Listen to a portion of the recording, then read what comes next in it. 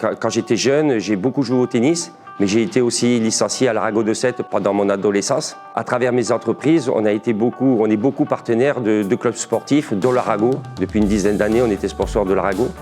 En 2017, on m'a demandé de rentrer au comité directeur afin d'amener mon expertise en tant que chef d'entreprise. Et en 2020, on m'a demandé si j'acceptais le poste de président.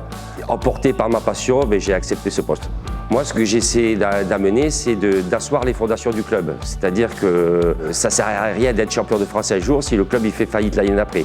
Donc on a décidé de faire pas à pas et de faire les choses petit à petit.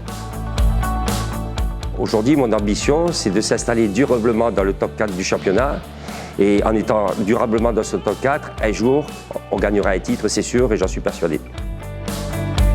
La formation, c'est l'ADN du club, c'est la vitrine du club. Donc ça, c'est sûr que pour nous, c'est très important. Au niveau des jeunes, on a 25 équipes qui jouent tous les week-ends. On a 550 licenciés. Donc aujourd'hui, oui, avec l'entraîneur adjoint, l'entraîneur principal, on essaie de donner un fil rouge sur la formation.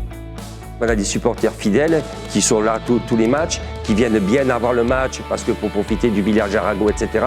Et que sur les déplacements, sur toute la région sud, les supporters nous suivent. Il faut savoir qu'autour de l'étang de Thau, il y a 2800 licenciés de volleyball, ce qui prouve bien que c'est un sport qui est ancré dans notre territoire. Donc aujourd'hui, depuis 2 ans, j'ai rencontré les présidents des clubs aux alentours et notre objectif, c'est d'ouvrir l'Arago sur l'étang de Thau.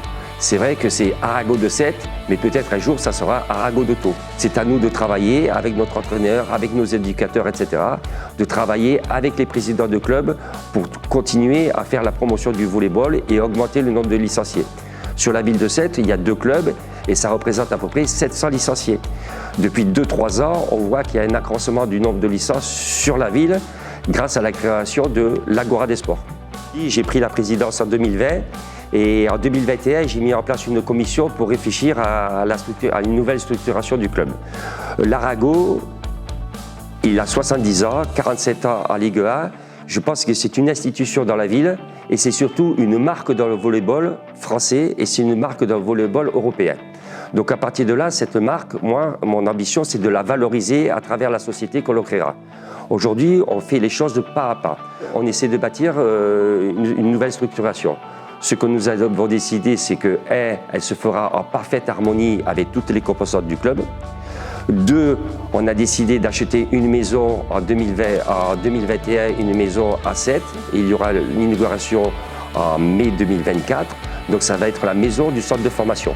3e élément, on attend la construction de la nouvelle salle. Parce que quand la nouvelle salle sera construite, ça va être un tournant pour le club. Et ce tournant, ça sera en même temps que la structuration du club dont je vous parle. Oui, effectivement, dans quelques semaines, nous allons quitter ce lieu.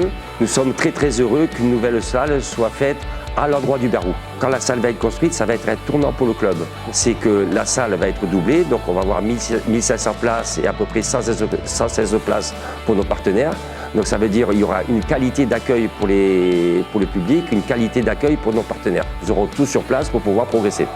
Mon vœu le plus cher, en passant au slogan « Arago, toujours plus fort, toujours plus haut », c'est de gagner un titre, et ce, pour toutes les personnes qui nous soutiennent.